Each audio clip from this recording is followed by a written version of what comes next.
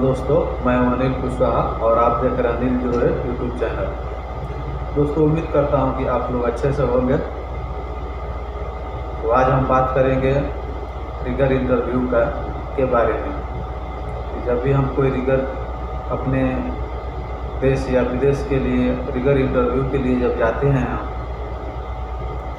तो किस तरह का सवाल पूछा जाता है, किस तरह का क्वेश्चन किया जाता है, तो उसके बारे में हम बात करेंगे, उसके बारे में बताएंगे। तो सबसे पहले मैं आपको बता देना चाहता हूं कि अगर कोई भी आदमी जब रिगर इंटरव्यू के लिए जाता है तो उसके मन में एक सवाल उठता है। वो सोचता है कि हमें रिगिंग का काम पूरा मालूम है, हम रिगर का काम पूरा अच्छा तरह से जानते हैं, रिगिंग टूल्स जो होता है उसके बारे में भी हम जानते हैं, लेकिन हमें इंग्लिश बोलने और समझने में दिक्कत होती है। तो इसके चलते वह ज़्यादा डरता है, कोई भी इंटरव्यू में जाने के लिए वो डरता है। तो हम आपको क्लियर करना चाहते हैं कि अगर आप कोई भी इंटरव्यू में जा रहे हैं, अगर विदेश से कोई क्लाइंट आ रहा है, तो जाहिर सी बात है, विदेशी है तो उसको भी हिंदी मालूम नहीं रहेगा। तो वो एक अपने उसको जो है हिंदी से इंग्लिश में और इंग्लिश से हिंदी में जो है ट्रांसलेट करने के लिए वो एक आदमी रखता है, जिससे कि उसको समझने में और समझाने में आसानी होता है। तो इसके लिए आप बिना हिचक, बिना डरे, अंदर दिल में डर न ले करके कोई भी इंटरव्यू में जाएं। अगर इंग्लिश 10% थोड़ा बहुत मालूम है, अगर थोड़ा बहुत इंग्लिश मालूम है तो अच्छी बात है। अब हम बात करते हैं कि रिगर का जो क्वेश्चन होता है, क्लाइंट कौन कौन सा सवाल आपसे पूछ सकता है। तो आपसे वो पूछ सकता है कि आप कहाँ कहाँ पे काम किए हैं और कितने टन के क्रेन से आप काम किए हैं। तो वहाँ पे आपको आपका एक्सपीरियंस के हिसाब से आपको बताना है, और कि कितना टन के क्रेन पे काम किए हैं, कहाँ कहाँ काम किए हैं। उसके बाद पूछ सकता है कि आप कितना टन तक, ज़्यादा से ज़्यादा मैक्सिमम कितना टन जो है लिफ्ट किए हैं। तो वहाँ आपके एक्सपीरियंस के हिसाब से ही बताना है कि हम यहाँ पे 10 टन, 15 टन, 20 टन, 50 टन जो भी है वो आपको बताना है कि हम लिफ्ट किए हैं, लिफ्टिंग किए हैं। उसके बाद पूछ सकता है रिगर लोड कैपेसिटी क्या होता है, यानी कि कौन रिगर कितना टन जो लोड है वो लिफ्ट कर सकता है। तो वहाँ पे आपको बताना पड़ेगा कि रिगर जो है, अगर रिगर 3 है तो वो 10 टन तक जो है कोई भी लोड को लिफ्ट कर सकता है। रिगर 2 जो है वो 10 टन से लेकर के 40 टन तक जो है कोई भी लोड को लिफ्ट कर सकता है। और रिगर 1 जो है वो 40 टन से ऊपर जितना भी आता है उस लोड को लिफ्ट कर सकता है।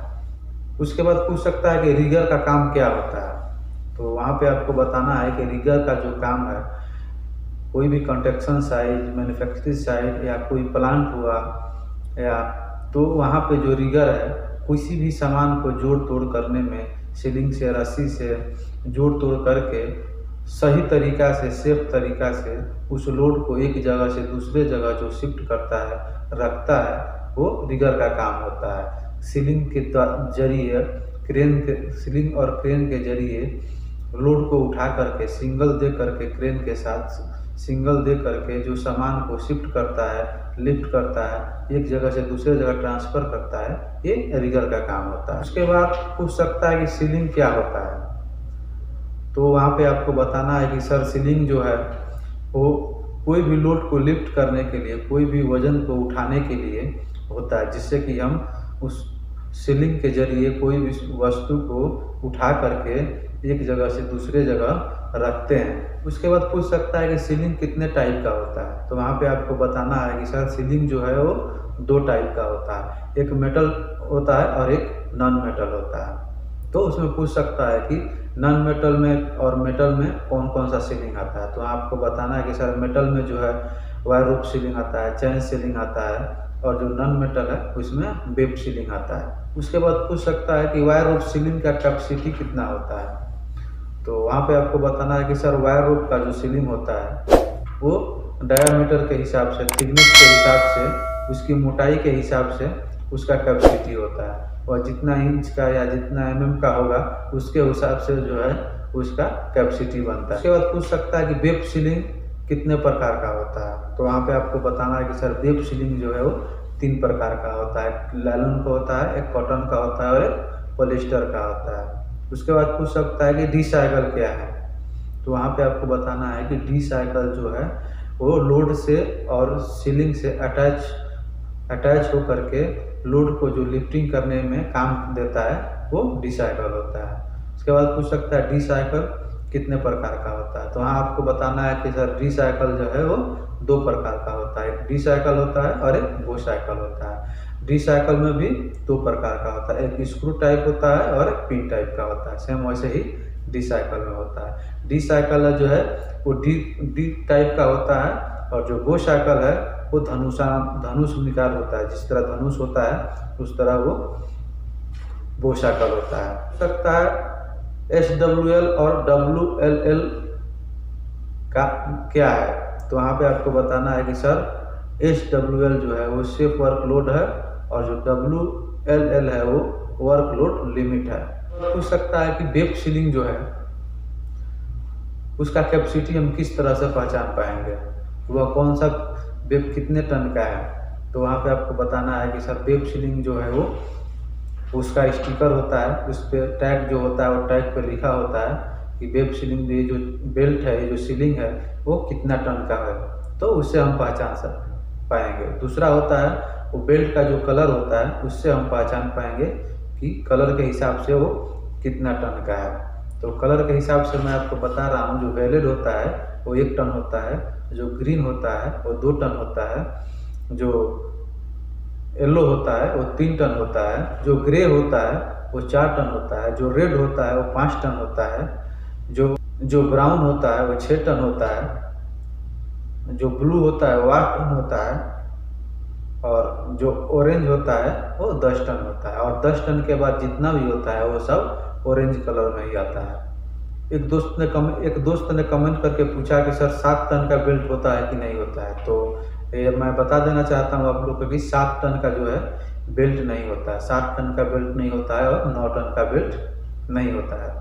उसके बाद पूछ सकता है कि क्रेन कितने प्रकार का होता है। तो वहाँ पे आपको 2-4 क्रेन जो जानकारी है, जो क्रेन के बारे में कम से कम 4-5 क्रेन का नाम बताना पड़ेगा। तो वहाँ पे आप बता सकते हैं कि क्रेन जैसे रोलर क्रेन हो गया, टावर क्रेन हो गया, हाइड्रोलिक क्रेन हो गया, माउंटेन क्रेन हो गया, रेल क्रेन हो गया, जिप क्रेन हो गया। तो ये सब आपको वहाँ पे बताना है। उसके बाद पूछ सकता है कि क्रेन के पार्ट्स कौन कौन है, उसका क्या नाम है। तो वहाँ पे आपको बताना है कि क्रेन के पार्ट्स सर आउटरिगर हो गया, पुली हो गया, सीलिंग हो गया, बेल्ट हो गया, डिसाइकल हो गया, इंडिकेटर हो गया। तो ये सब आपको वहाँ बताना है। उसके बाद पूछ सकता है क्रेन में LMI और RLC क्या होता है। तो वहाँ पे आपको बताना है कि जो LMI होता है उसका मतलब होता है लोड मूवमेंट इंडिकेटर होता है। तो ये आपको वहाँ बताना है। दूसरा जो होता है RCL, तो इसका जो मतलब होता है रेटेड कैपेसिटी लिमिटर। तो ये आपको बताना है। उसके बाद पूछ सकता है कि वर्किंग रेडियस क्या है।